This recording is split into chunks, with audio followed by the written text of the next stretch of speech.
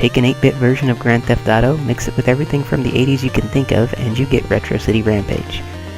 Now, I didn't grow up in the 80s, but the 90s was basically a decade of recycling the 80s leftover junk, so I got a good number of the references here, which is good because that's a lot of the game's charm. The story is you play as Player. No, seriously.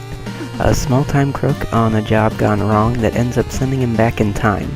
With the help of a Doc Brown knockoff, you gather pieces of a time machine, wreaking havoc along the way. The setup allows for a lot of variety in the missions. A lot of them are parodies of old NES games, but there's a lot of original stuff here too, like riding around on a giant robot gorilla smashing everything you see. Surprisingly, for the amount of variety here, everything controls pretty well, and sometimes even better than you would expect. Outside of the missions, you can run around going on rampages, which is as fun as you'd expect, but there's also mini-games and Easter eggs hidden around for you to find. Unfortunately, navigating the city to get those secrets can be kind of tough at times. The 8-bit style mini-map is kind of confusing to read, and having to pause the game to see the bigger map can get really annoying, which makes it a good thing that the music works.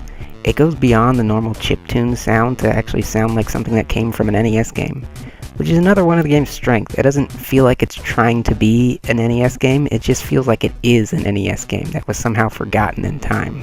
Like any NES game, there are control issues here and there, and the camera can be a bit too close to your car while driving around, which causes me to crash quite a bit.